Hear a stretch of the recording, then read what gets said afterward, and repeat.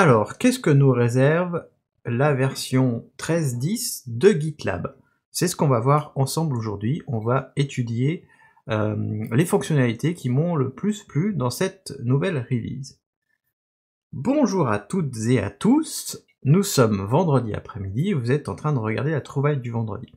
Comme chaque vendredi, je vous propose une petite revue de presse d'un article ou plusieurs qui m'ont marqué dans le monde du cloud ou du DevOps, et une fois par mois, on étudie la version de GitLab qui vient de sortir, puisque GitLab sort une nouvelle version tous les mois, le 22, et nous sommes le 26 mars, et GitLab a sorti une nouvelle version cette semaine. Donc on va regarder ensemble ce qui se passe. Pourquoi est-ce que je fais ça? Parce que en fait je suis product owner d'une usine logicielle qui s'appelle Frogit, donc une usine logicielle hébergée en France qui va vous permettre de collaborer autour du code, et l'un des outils qu'on intègre c'est GitLab, donc c'est pour ça que je suis avec attention les nouvelles versions de GitLab. Et on va tout de suite regarder ce qui se cache dans cette nouvelle version. Nous sommes donc sur la version 13.10 qui vient de sortir, et il y a encore une fois énormément de choses dans cette version-là. Je vais pas tout regarder, je vais me focaliser sur les versions core et les versions gratuites en fait du SaaS, gitlab.com, puisque c'est la version core qu'on intègre sur Frogit. Et donc on va voir ça ensemble, et notamment les petites fonctionnalités que j'ai sélectionnées pour vous. La première qui va m'intéresser, c'est la définition des environnements. Donc dans GitLab, en fait, quand on a une pipeline, et quand on déploie notamment, parce que c'est vraiment important quand on déploie, on peut dire à GitLab sur quel environnement on déploie. Et avant, on pouvait lui donner un nom, et aujourd'hui, on peut le typer. C'est notamment assez intéressant si on a des noms d'environnements qui ne correspondent pas à nos types. Donc dans l'exemple ici, on voit que l'environnement s'appelle GRPRD, mais on pourrait très bien l'appeler portail client par exemple, ou portail d'entreprise. Mais cet environnement, il va avoir un deployment tiers qui maintenant peut porter un type, donc comme production, et on a comme type disponible production, staging, testing, développement ou over. Donc ce sont des noms plutôt standards, et on va pouvoir typer donc les environnements de production et donc leur apporter un nom, et ça c'est plutôt pas mal. Et dans GitLab, en fait, une fois qu'on a déployé, on va avoir un petit onglet avec le type et le nom de l'environnement sur lequel on a déployé. Autre petite nouveauté, on va pouvoir utiliser les jobs de type parallèle avec les matrices. Donc les matrices, c'est on définit une matrice en fait, et ce job-là, on va lui dire d'utiliser la matrice, et il va créer autant de jobs qu'il y a d'éléments dans la matrice. Et avant, on ne pouvait pas utiliser la matrice et les parallèles jobs dans les jobs qui sont déclenchés par trigger. Et ben maintenant, c'est possible avec cette nouvelle version. On va pouvoir utiliser, donc comme on le voit ici, les trigger jobs depuis une matrice. Donc là, on voit depuis une matrice qui peut être intéressant. Alors ça peut être pas mal, notamment pour, et là cet exemple-là, c'est vraiment le cas, pour déployer sur plusieurs cloud providers, et on utilise le nom du cloud provider dans la matrice, et l'élément après derrière, c'est le même. Enfin le job, je veux dire, c'est le même code.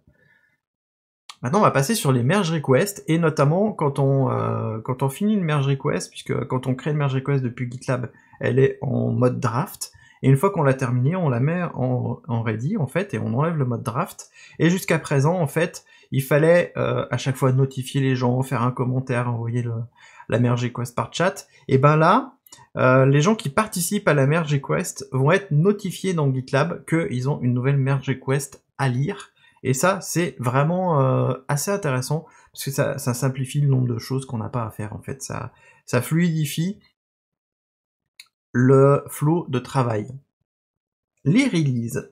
Avant, on pouvait faire des releases dans GitLab, mais seulement pour les nouveaux tags. Et ben, maintenant, on peut faire des releases depuis tous les tags, y compris les tags qui ont déjà été créés il y a plusieurs mois, plusieurs jours, plusieurs années.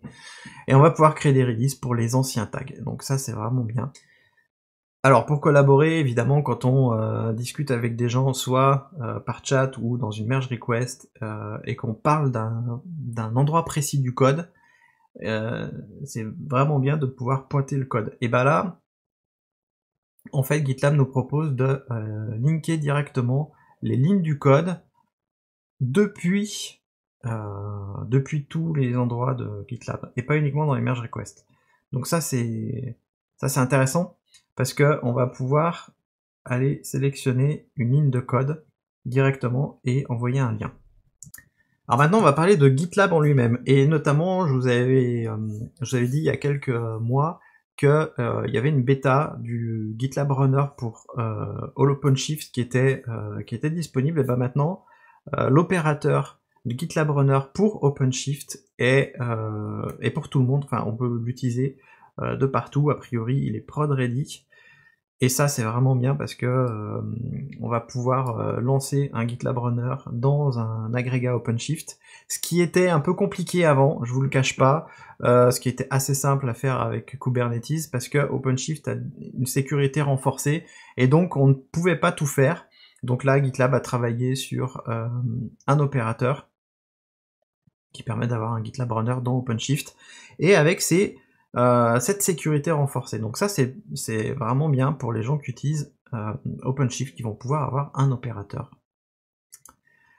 Toujours dans GitLab, je vous ai dégoté un petit truc là, assez sympa, parce que GitLab, c'est comme une application assez lourde, il y a beaucoup de choses dedans, et il faut au moins 4 CPU et 4 Go de RAM pour le faire tourner, et il y a certaines personnes qui voudraient le faire tourner sur des serveurs beaucoup plus légers, et notamment avec des petites instances de 2 Go de RAM.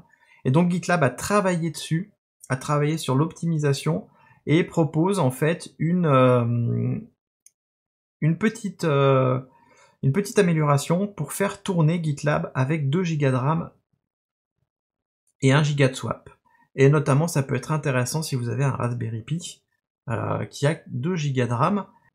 Pour ça, il va falloir qu'on fasse des choix, et peut-être qu'on se prive de certaines fonctionnalités, mais bon. Si on veut pouvoir faire tourner GitLab dans une petite infrastructure, il va falloir faire ça. Mais c'est plutôt une bonne nouvelle, parce que on va aller de plus en plus vers l'ARM, et moi ça m'intéresse de tester à l'avenir GitLab sur des petits serveurs ARM comme ça, pour le faire popper, parce que mine de rien, GitLab, ça demande quand même pas mal de ressources, et donc améliorer les ressources, améliorer l'utilisation des ressources, c'est plutôt quelque chose qui est vachement bien.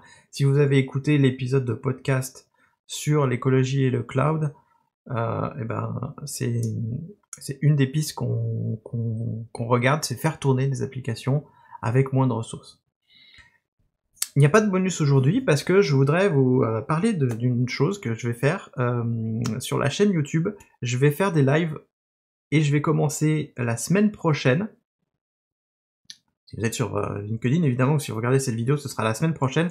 C'est le mardi 2 avril à 17h. Je vous donne rendez-vous pour un live, et je vais faire un live par trimestre, le premier vendredi de chaque trimestre à 17h. Donc, moi, je vous donne rendez-vous sur ce live-là, donc mardi prochain. Et si vous êtes sur YouTube, c'est cet après-midi. Si vous êtes en train de regarder cette vidéo, c'est cet après-midi à 17h. Donc, on va parler de quoi? On va parler de la chaîne et du podcast. On va discuter un petit peu ensemble, et surtout, on finira par un live coding. Et donc, le live coding que je vous prévois la semaine prochaine, c'est sur un script d'exportation. On va pouvoir exporter tous les groupes et tous les projets de chaque groupe qu'on a. Donc pour nous rendre autonomes, il faut qu'on puisse récupérer toutes nos données, donc si on les a dans gitlab.com, et si on veut les emmener dans une autre instance, ou si on veut migrer des projets d'une instance à l'autre, c'est quelque chose qu'on peut faire à la main, facilement, mais ça demande du temps quand même, mine de rien, exporter tous ces projets, exporter tous ces groupes. Donc là, l'idée, c'est de tout condenser, et donc on va se lancer dans ce live coding ensemble. Donc moi je vous donne rendez-vous vendredi prochain pour ce live, où on va rester au moins 1 heure, peut-être 2 ensemble. Je dis pas que ce sera fini, que le script sera fini, mais au moins on pourra discuter, et ça se passera sur YouTube, et je vous informerai de toute façon, je mettrai le lien sur YouTube, et sur LinkedIn, et sur Twitter, bref, partout. Donc moi je vous dis à vendredi prochain pour une nouvelle trouvaille. Ciao!